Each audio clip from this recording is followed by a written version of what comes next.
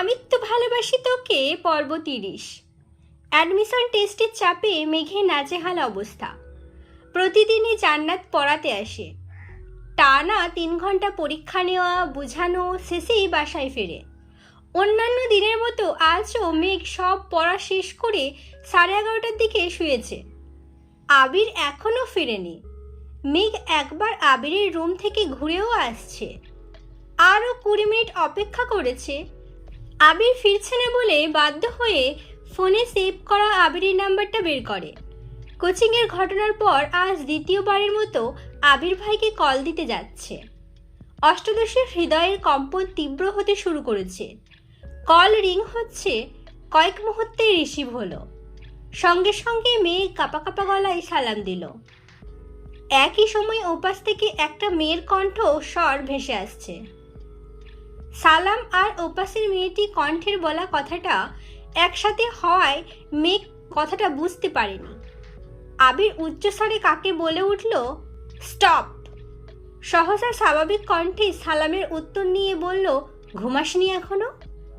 আবিরের স্টপ শুনে এখনো মেঘ স্টপ হয়েই আছে। কোন মেয়ে, কি বলেছে? আবির ভাই এখন কোথায়? কিছুই ভেবে পাচ্ছে না। কিছুটা ভেবেচিন্তে মেঘ প্রশ্ন করল, আপনি এখন কোথায়? বাসায় কখন আসবেন? আবির গম্ভীর কণ্ঠে উত্তর দিল, বাসায় ফিরতে একটু দেরি হবে। কেন? মেঘ পুনরায় প্রশ্ন করল, কোথায় আছেন? আবির রাজভারী কণ্ঠে উত্তর দিল, একটা কাজে আসছি, তানভীরও আছে আমার সাথে, চিন্তা করিস না। মেঘ খুশি হয়েও হতে পারল না। মেয়ের কণ্ঠ শুনে মনে ভয় ঢুকে গেছিল। তানভীর সাথে আছে শুনে একটু খুশি হলেও বেশি খুশি হতে পারল না। কারণ তানভীর আপন ভাই হওয়া সত্ত্বেও ভাইয়ের খোঁজ না নিয়ে আবির ভাইয়ের খোঁজ নিচ্ছে। বিষয়টা কেমন হয়ে গেল না? মেঘ আস্তে করে শুধালো, ভাইয়া কি আপনার পাশে? আবির উত্তর দিল, না, একটু দূরে। কথা বলবি? ডাকবো? মেঘ সঙ্গে সঙ্গে বলে উঠল, না না, এমনিতেই। আসছেন না যে? অপেক্ষা করতেছি। আবির ঠান্ডা কণ্ঠে বলল, অপেক্ষা করতে হবে না, আমরা চলে আসব। মেঘ আস্তে করে বলল, টেনশনে ঘুম আসছে না। আবির কপাল কুঁচকে স্বাভাবিক কণ্ঠে উত্তর দিল, আচ্ছা, আসতেছি। মেঘ ব্যালকনিতে দাঁড়িয়ে অপেক্ষা করছে। অনেকক্ষণ পর আবির আর তানভীর বাসায় ফিরেছে। তানভীর আগে আগে বাসায় ঢুকে পড়লেও আবির নিচে দাঁড়িয়ে কারোর সাথে ফোনে কথা বলছে। মেঘ ব্যালকনি থেকে দাঁড়িয়ে সেই দৃশ্য দেখছে। ঠোঁটে তার মিষ্টি হাসি। মেঘ বিড়বিড় করে বলছে, আবির ভাইয়ের উপস্থিতি যে আমার হৃদয়ে বসন্ত জাগাতে সক্ষম, উনি কবে বুঝবেন এটা? মেঘ আনমনে কত কিছু ভেবে যাচ্ছে। কখন আবির বাসায় ঢুকেছে অষ্টাদশীর সেই খেয়াল নেই। আবির নিজের রুমে না গিয়ে সোজা মেঘের রুমে এসেছে। মেঘকে রুমে না পেয়ে যেই না ব্যালকনির দিকে যাবে তখনই দৃষ্টি পড়ে মেঘের খাতার দিকে। কেমিস্ট্রির বিক্রিয়ার পাশে বড় বড় অক্ষরে লেখা আবির ভাই। আবির তৎক্ষণাৎ খাতাটা হাতে নিয়েছে। লাস্ট কয়েকটা পৃষ্ঠা উল্টিয়ে দেখেছে। পড়ার ফাঁকে ফাঁকে খাতা ছুঁড়ে আবির ভাই লেখা। আরও কিছু কিছু রোম্যান্টিক লাইন, কবিতার অংশ, গানের লাইন এসব লেখা। এসব দেখে আবিরের মাথায় রক্ত উঠে গেছে। খাতা টেবিলের উপর ছুঁড়ে ফেলে বেলকনিতে পা রাখতে রাখতে চিৎকার করে উঠল, এই মেয়ে, সমস্যা কি তোর? আচমকা আবির ভাইয়ের কণ্ঠ শুনে চমকে ওঠে মেয়ে। আবিরের রাগান্বিত মুখবিবর দেখে ভয়ে 2 পা পিছিয়ে মাথা নিচু করে নরম স্বরে বলল, কোনো সমস্যা নেই। আবির দ্বিতীয়বারের মতো চিৎকার দিয়ে উঠল, তুই কি পড়াশোনা করবি নাকি করবি না? মেঘের মাথায় কিছুই ঢুকছে না। আবির ভাইকে বাসায় আসতে বলার সাথে মেঘের পড়াশোনার কি সম্পর্ক? জান্নাত আপু নেওয়া পরীক্ষাতেও ভালোই মার্ক পায়, তাহলে আবির ভাই এমন কেন করছেন? মেঘ ঢোক গিলে ছোট করে বলল, করব। আবির রাগান্বিত কণ্ঠে বলল, লোক দেখানো পড়াশোনা করার কোনো দরকার নেই। এটা তোর জন্য লাস্ট ওয়ার্নিং। যদি তুই ঢাকা বিশ্ববিদ্যালয়ে চান্স না পাস তাহলে তোর পা দুটা ভেঙে ঘরে বইসা রাখবো। পড়াশোনা যদি করতে চাস তাহলে চান্স পাইতে হবে, আর না হয়। একটু বলে আবির থামল। চোখে মুখে এক রাশ বিরক্তি আর ক্রোধ। এক সেকেন্ড না দাঁড়িয়ে চলে যায়। মেঘের টেবিলের পাশে থাকা কাঠের চেয়ারে সজোরে লাথি দিয়ে রুম থেকে বেরিয়ে পড়েছে। লাথিটা চেয়ারে দিলেও কেঁপে উঠেছে অষ্টাদশীর সর্বাঙ্গ। মাথায় ঢুকছে না কিছুই। কি এমন হলো যে আবির ভাই এতটা রেগে গেছেন? বাসায় ফেরার কথা বলে কি ভুল করে ফেলেছি? উনি কোথায় বা গেছিলেন? মেঘ কিছুক্ষণ পর রুমের দিকে পা বাড়ায়। চেয়ারটা ফ্লোরে পড়ে আছে। মেঘ চেয়ারটা তুলে ঠিকমতো রাখতে গেলেই চোখে পড়ে খাতাটা। ফ্যানের বাসাতে খাতার পৃষ্ঠাগুলো উড়ছে। মেঘ সঙ্গে সঙ্গে খাতা তুলে নেয় হাতে। খাতা জুড়ে আবির ভাই লেখা দেখে কলিজা শুকিয়ে কাঠ হয়ে গেছে।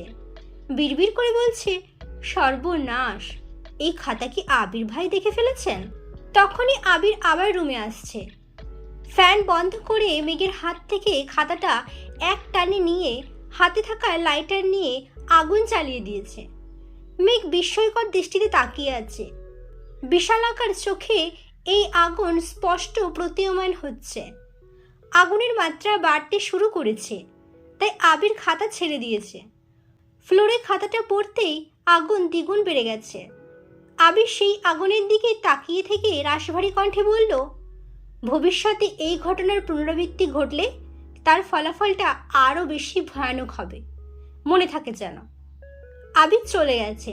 মেঘ কিছুক্ষণ দাঁড়িয়ে থেকে সেই আগুন দেখে তারপর সেখানেই বসে পড়েছে। নির্বাক চোখে চেয়ে আছে পুরা খাতার অবশিষ্ট অংশের পানে। আবির শুধু খাতাই পুরায়নি, পুড়িয়েছে অষ্টাদশের হৃদয়ে বাড়তে থাকা ভালোবাসাকে। আবির কিছু না বলেও বুঝিয়ে দিয়েছে আবিরকে ভালোবাসার যোগ্যতা মেঘের নেই। আবির ভাইয়ের ক্রোধিত আখিতে অষ্টাদশের কোমল মন ঝুলছে গেছে। চোখ বেয়ে আজ এক ফোঁটা পানিও পড়ছে না, কেমন যেন পাথরের ন্যায় বসে আছে। এক সপ্তাহ পর শুক্রবার সন্ধ্যাতে আবির বন্ধুদের সাথে আড্ডা দিতে বেরিয়েছে। কিছুক্ষণের মধ্যেই তানভীর হাজির হলো সেখানে। আজ তানভীরের তেমন কাজ নেই। বন্ধুদের সাথে ঘোরাঘুরি করেছে, বিকেলের দিকে এমপির বাড়ি থেকেও ঘুরে এসেছে। কি করবে ভেবে না পেয়ে বড় ভাইয়ের সাথে আড্ডা দিতে আসছে। তানভীর হাসি মুখে সবার সাথে হ্যান্ডশেক করে একটা চেয়ার টেনে বসলো। সবাই তানভীরকে পেয়ে গণহারে প্রশ্ন করা শুরু করেছে, নির্বাচন নিয়ে, তানভীরের কাজ নিয়ে, এমপির কর্মসূচি নিয়ে। তানভীর যা জানে সব উত্তরই ঠিকঠাক মতো দিচ্ছে। আবির চুপচাপ বসে বসে ফোন চাপছে। আড্ডার কেন্দ্রবিন্দু তানভীর হওয়ায় মেঘের টপিক উঠতে বেশি সময় লাগলো না। এতদিন সবাই তানভীরকে আবিরের ছোট ভাই হিসেবেই সম্বোধন করে এসেছে। রাকিব সব জানলেও বরাবরই সে ভদ্র মানুষ ছিল। তবে এখন সবাই মেঘের কথা জানে। মেঘ আর আবিরের কথা জানার পর আজই তানভীরকে পেয়েছে, তাই সবাই নতুনভাবে তানভীরের সাথে পরিচিত হচ্ছে। কথার কথা মিলন বলে উঠল, তানভীর, তুই তোর বোনকে আবিরের সাথে বিয়ে দিতে রাজি হয়েছিস কেন? তানভীর আবিরের দিকে তাকিয়ে স্বাভাবিক কণ্ঠে বলল, আমার বিশ্বাস ভাইয়া আমার বোনকে সারা জীবন রাজরানী করে রাখবে। আমার বোনের জীবনে যত বড়ই ঝড় আসুক না কেন, ভাইয়া সবসময় তার সামনে ঢাল হয়ে দাঁড়াবে। ভাই হিসেবে এর থেকে বেশি আমি কি চাইব? রাসেল সঙ্গে সঙ্গে বলে উঠল, আমার একটা প্রশ্ন আছে। তানভীর বলল, বলো ভাইয়া। রাসেল একটু ভেবে বলল, এই যে তুই আবিরকে ভাইয়া ডাকিস, তোর বাকি ভাই বোনেরাও আবিরকে ভাইয়া ডাকে, তাহলে মেঘ কেন ভাইয়া ডাকে না? তানভীর সশব্দে হেসে উত্তর দিল, তোমার কি মনে হয় বনু ডাকিনি? সত্যি বলতে বনু আমায় ভাইয়া বলে অভ্যস্ত হয়ে গেছে, তাই ভাইয়াকে শুধু ভাইয়া ডাকতে পারে না। ভাইয়া দেশে ফেরার পর প্রথম প্রথম বনু ভাইয়াকে একবার আবির ভাইয়া, একবার আবির ভাই এমন করে ডাকতো। একদিন বড় আম্মুর সামনে আবির ভাই বলায় বড় আম্মু বললেন, ভাইয়ের নাম ধরে ডাকছিস না, বড় ভাইয়া বলে ডাকবি। লিমন বলল, পরে? তানভীর আবিরের দিকে একবার তাকালো। আবির চুপচাপ বসে আছে, কারণ সে ভালো করে জানে তানভীর আসলে বন্ধুরা আবিরের কুকীর্তি জানতে চাইবেই। আবিরের চুপচাপ থাকতে দেখে তানভীর একটু সাহস নিয়ে পুনরায় বলা শুরু করলো। পরে আর কি, বনু কিছু বলার আগেই ভাইয়াই চিৎকার দিয়ে উঠেছে, ভাইয়া বলে, ভাইয়া ডাকার কোনো প্রয়োজন নাই, যা ডাকছে তাই ডাকুক। বড় আম্মু এখান থেকে যাওয়ার পর বনু মজা করে বলছে, আবির ভাইয়া। ভাইয়ার সঙ্গে সঙ্গেই বলে, ভুলেও যদি আর একবার ভাইয়া ডাকিস তাহলে এমন থাপ্পড় দিব জীবনের মতো ভাইয়া ডাক বন্ধ হয়ে যাবে। সেই থেকে বনু আবির ভাই বলেই ডাকে। সবাই আবিরের দিকে চেয়ে হাসছে। লিমন আবিরকে উদ্দেশ্য করে বলে, ভাই ডাক শুনতে কেমন লাগে বন্ধু? আবির বিরক্তি নিয়ে উত্তর দিল, ভাই ডাকটা অনেক কষ্টে সহ্য করে নিয়েছে, কিন্তু ভাইয়া ডাক সহ্য করতে পারবো না। রাকিব তানভীরের দিকে তাকিয়ে প্রশ্ন করল, এমপির মেয়ের কি খবর রে? এখনো কি উল্টোপাল্টা কিছু বলে? তানভীর স্বাভাবিক কণ্ঠে উত্তর দিল, মেয়ে ভালোই আছে, তবে ইদানিং আরেকটা কথা বলছে যেটা আমি ভাইয়াকেও বলিনি। আবির ভ্রু কুঁচকে প্রশ্ন করল, কি বলছে? তানভীর ঢোক গিলে আস্তে করে বলল, এমপির মেয়ের বনুকে অনেক ভালো লাগছে। আবির কপাল কুঁচকে গম্ভীর কণ্ঠে বলল, তো? তানভীর আস্তে করে বলল, এমপির ছেলের বউ মানে এমপির মেয়ে ভাবি বানাতে চায়। আবির বসা থেকে উঠে রাগান্বিত কণ্ঠে শোধালো, কি? তানভীর চেয়ার থেকে উঠে দৌড়ে গিয়ে রাকিবের পেছনে লুকাইছে। রাকিবও দাঁড়িয়ে পড়েছে। লিমন আর রাসেল সঙ্গে সঙ্গে আবিরকে ধরেছে। তানভীর রাকিবের পেছন থেকে উচ্চস্বরে বলে উঠল, তুমি এভাবে আমায় মারতে পারো না, ভুলেছিও না আমি তোমার সম্বন্ধী হই। আবির আগে ফুঁসতে ফুঁসতে বলল, এই কথাটা মাথায় রাখি বলেই আজ পর্যন্ত তুই আমার হাতে মায়ের খাসনি। রাকিব হাসতে হাসতে বলছে, তানভীর তোর ভাগ্য ভালো, শালা হলে যে কি দশা হইতো তোর আল্লাহ ভালো জানেন। আবির রাগান্বিত কণ্ঠে বলল, তানভীর তোরে আমি আগেই না করেছিলাম, মেঘরে ওর বাড়িতে নিয়ে যাওয়ার দরকার নেই। তুই চোর করেছিলি বলে আমি নিচ্ছিলাম। এমপির মেয়ের এমনিই সহ্য হয় না, এখন আবার ভাই। ছেলের নাম কি? কই পাবো এটা বল শুধু। তানভীর ঠান্ডা কণ্ঠে বলল, ছেলে ইউকেতে থাকে, ছেলে এসবের কিছুই জানে না। এমপির মেয়েই ভালো লাগছিল, আমি না করে দিচ্ছি, বলছি বনু তোমার বউ, কাহিনী যেন না বাড়ায়। আবির গম্ভীর কণ্ঠে শুধালো, আমায় আগে বলিসনি কেন? তানভীর তখনও রাকিবের পিছনেই লুকিয়ে আছে। ধীর কণ্ঠে বলল, এখানে চারজনের সামনে বলেই যান বাঁচানো কষ্টকর হয়ে যাচ্ছে, বাড়িতে আমায় একা পেয়ে মায়ের যে দিবানা তার কি গ্যারান্টি আছে? আবির কণ্ঠ দ্বিগুণ ভারী করে বলল, এমপির মেয়েটা যদি ছেলে হইতো তাহলে এর খবর আছিল, এমপির ছেলে দেশে ফিরলে জানাইস তো। তানভীর চিন্তিত স্বরে বলল, কেন মারবা নাকি? কিন্তু ছেলে তো কিছুই জানে না। আবির স্বাভাবিক কণ্ঠে উত্তর দিল, সেটা সময় বলে দিবে। আরও ঘন্টা দুয়েক আড্ডা দিয়ে 10টার পরে বাসে ফিরছে দুই ভাই। মেঘের জন্য খাবার নিয়েছে, তবে সেই খাবার আজ আর আবির দেয়নি। তানভীরকে দায়িত্ব দিয়ে আবির নিচের রুমে চলে গেছে। আবির চাইছে মেঘ তার সর্বোচ্চ চেষ্টাটা করুক। আবিরের জন্য যেন মেঘের পড়াশোনায় কোনো সমস্যা না হয়।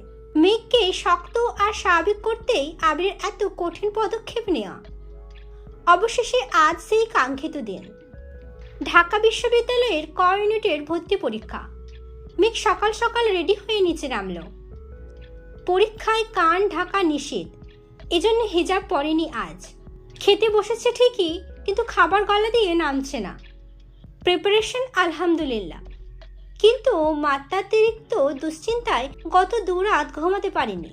গতকাল রাতেই ঠিক হয়েছে গাড়ির থেকে বাইকে গেলে সুবিধাজনক হবে, তাই তানভীর মেঘকে পরীক্ষার হলে নিয়ে যাবে। কিন্তু সকাল থেকে তানভীরের হদিশ নেই, এখনও ঘুম থেকেই ওঠেনি।